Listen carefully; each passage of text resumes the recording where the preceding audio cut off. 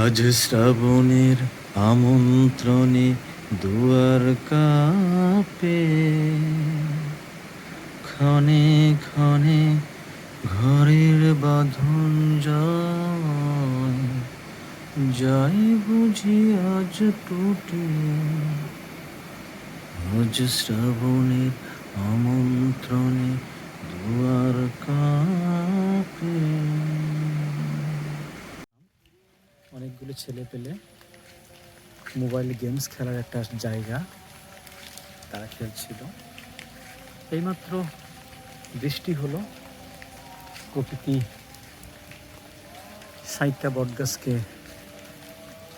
ধুয়ে মুছে পরিষ্কার করে গেল। শ্রাবণ মাস,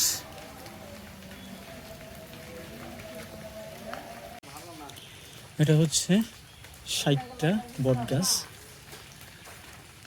এই গ্রামের জনশ্রুতি আছে যে গ্রামের নাম 60টা, সেই হিসাবে এখানে একটা বটগাছ এবং পাইকর গাছের মিলন ঘটিয়ে এদের বিয়ে দেওয়া হয়। তার থেকেই এই বংশ বিস্তার করেছে। দেখা যাচ্ছে এখানে একটা পাইকর গাছটা ছোট, আর বটগাছের শাখা প্রশাখা যেভাবে বৃদ্ধি পেয়েছে তাতে বংশ বিস্তার বেশ ভালোই করতে পারছে। এখানে একটা নোটিশ বোর্ড টানানো আছে, আদেশকর্মে চেয়ারম্যান যাদবপুর ইউনিয়ন পরিষদ। সুন্দর একটা প্রাকৃতিক পরিবেশে 60টা বটগাছের অবস্থান। সুযোগ পেলে আপনারা আসবেন, প্রিয়জনকে নিয়ে কিছুটা সময় নিরিবিলি প্রকৃতির মাঝে কাটাতে পারবেন এবং প্রাণ খুলে নিঃশ্বাস নিতে পারবেন। আপনি বলেন, হ্যাঁ আপনি দেখান, এগুলো দেখান, হ্যাঁ কিছু বলেন। 60টা বটগাছ আসলে না, গ্রামের নাম হলো 60টা। হ্যাঁ, গ্রামের এই 60টা যে গ্রাম, সেখানে একটা বটগাছ, এখানে অনেকগুলা শিকড় মাটিতে নামিয়ে আসার কারণে, শিকড় এটাকে বলে আমাদের। ওই আর কি, যেটা আবিধানিক ভাষা তারাই বুঝবে। হ্যাঁ, নামিয়ে আসার পরে বিশাল একটা জায়গা দখল করছে, এবং এটা প্রাকৃতিক নৈসর্গ বলা যায়। আবার এখানে একটা খুব ইন্টারেস্টিং ব্যাপার হলো যে খুব যে শহরের আধুনিকতা এখানে কিছুই নেই।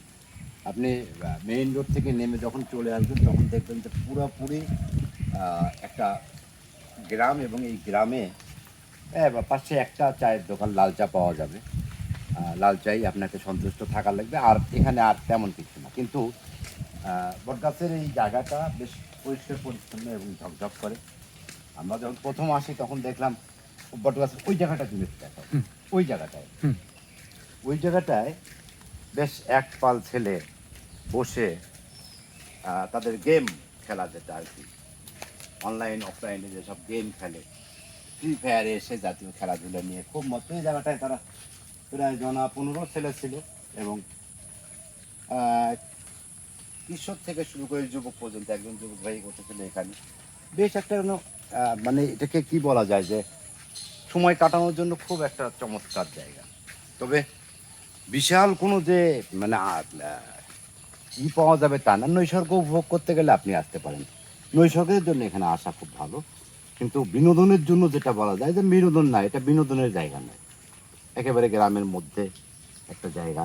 বেশ, যারা প্রকৃতি হ্যাঁ, ভালোবাসে, প্রকৃতি ভালোবাসে, হিন্দু অধ্যুষিত এলাকা, একেবারে সনাতন হিন্দু এই এলাকাটায় প্রায় 70 ঘরে হিন্দু বসতি আছে বর্তমানে। এই বটগাছ বনগাছ কেন্দ্রিক কালীমাতার একটা মন্দির আছে। মন্দিরটাতে ওরা প্রতি বছরের চৈত্র সংক্রান্তি আর পয়লা বৈশাখ দুটো অনুষ্ঠান করে। চৈত্র সংক্রান্তির শেষ দিনে ওরা যেমন বছরকে বিদায় দিচ্ছে, তেমনি পয়লা বৈশাখকে বৈশাখের আগমন, নতুন বছরের বার্তা নিয়ে তারা এখানে মানে তাদের ধর্মীয় উপাসনার কাজটা করে। হ্যাঁ, এটা অবশ্যই না, হিন্দু ধর্মের তাৎপর্য আছে, তারা এটাকে মানে সেই হিসাবেই নিচ্ছে। এবং আপনি আপনার নৈসর্গিক চিন্তা ভাবনা, নৈসর্গিক মনোভাবটাকে এখানে অ্যাপ্রোচ করতে পারেন ধর্মীয় অনুভূতির কারণে। যে মূর্তি বা দেবীর যে সিম্বল। দেবীর যে প্রতিমাগুলো সেগুলো আছে। এখানে আছেন কালী মূর্তি, তাদের অবস্থান, আর সেই সঙ্গে রক্ষা কালী মাতা মন্দির আর কি। এটা মন্দিরের পিক্সটা তুমি জানো, হ্যাঁ মন্দিরের একটু দেখো, হ্যাঁ রক্ষা কালী মাতা মন্দির। হ্যাঁ, এবং এখানে তাদের কিছু অনুভূতির কিছু ব্যাপার। দেন এখানে একটা কয়েন ফেলে। না, I have not any point, any খুচরা পয়সা নেই আমার কাছে, খুচরা টাকাও নেই। তোমার কাছে থাকলে তুমি অবশ্যই দিতে পারো এটা।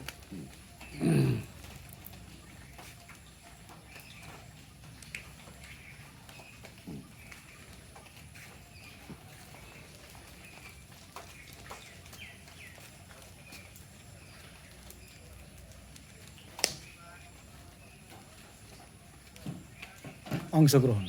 অংশগ্রহণ, সার্বজনীন উন্নয়ন হোক জায়গাটা, সেই হিসাবে সে গল্পেই দেওয়া।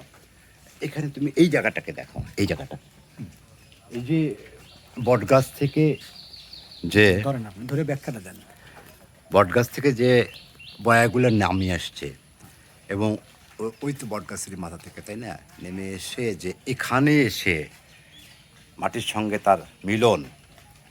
এবং বিয়ে দিচ্ছে হচ্ছে পাইকর গাছ, পাইকর গাছ আর বট গাছ। দেখুন না কেন কি চমৎকার না? হ্যাঁ, আসলে পর্দা ঢেকে রেখেছে। হ্যাঁ, এটা চমৎকার মিলনের একটা জায়গা। একটা জিনিস ভালো যে তারা কিন্তু এই এই এই জায়গাটার একটা আলাদা মর্যাদা রাখছে। ইচ্ছা করে তারা কেটে কুটে একটা ফসলি জমি করতে পারতো, কিন্তু তারা কিন্তু সেই কাজটা করেনি। ব্যক্তি মালিকানা, হ্যাঁ ব্যক্তি মালিকানা, আমরা শুনেছি যে ব্যক্তি মালিকানার জমি। যে এই সৌন্দর্যের ব্যাপারটাও যেমন থাকে, তাদের ধর্মীয় অনুভূতি, ধর্মীয় বিশ্বাস সব মিলে খুব চমৎকার। হাসু তার অসম্ভব ভালো একটা লুক দিল, বটগাছ জড়িয়ে ধরে কথা, মানে অনুভূতির প্রকাশ ভালো। হ্যাঁ,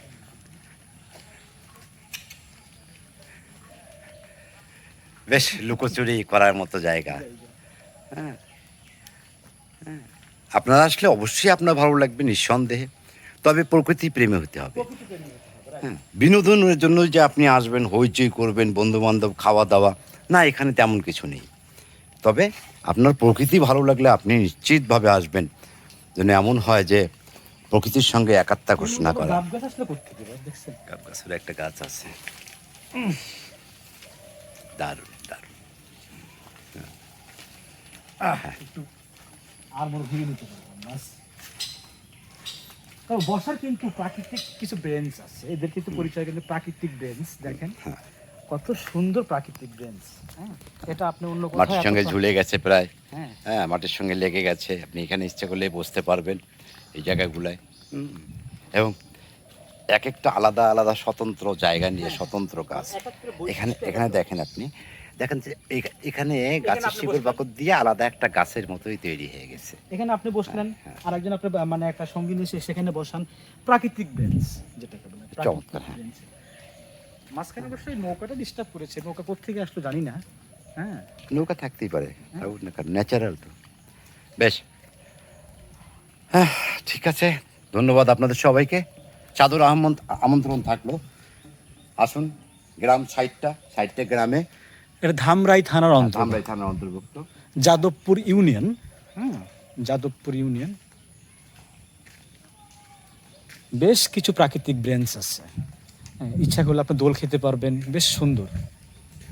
যদিও বা তাদের নিষেধ আছে, গাছে ওঠা যাবে না, কিন্তু হরহামেশাই অনেক মানুষ দেখি এখানে উঠে, গাছে উঠে খোদাই করে তাদের নাম লিখে রেখে গেছে। হ্যাঁ, অনেকের অনেক মনে বাসনা কামনার জন্য নাম লিখে রেখে গেছে। প্রায়টি জায়গায় দেখি নাম লেখা। ভালোবাসার বহিঃপ্রকাশ। তবে গাছকে কষ্ট দিয়ে ভালোবাসার বহিঃপ্রকাশ, গাছ কতটুকু সাক্ষী দেবে? কি মতাদর্শে বিশ্বাসী হয়ে মানুষজন গাছের খোদাই করে নাম লেখে গাছকে কষ্ট দেয়, আমার বোধগম্য নয়। যাই হোক, ভালোবাসা অমর হোক, সেটাই চাইব। ওই দেখতে পাচ্ছেন, ওটা হলো পাইকর গাছ, আর এদের মধ্যে বিয়ে দেওয়া হয়েছে। এটা হচ্ছে বট গাছ, সেখান থেকেই এত বড় বংশবিস্তার, এত বড় একটা বংশবিস্তার। What a nice. সুযোগ পেলে চলে আসবেন, ভালো লাগবে। নৈসর্গিক একটা পরিবেশ দেখেন, দেখানোর চেষ্টা করছি। দেখেন,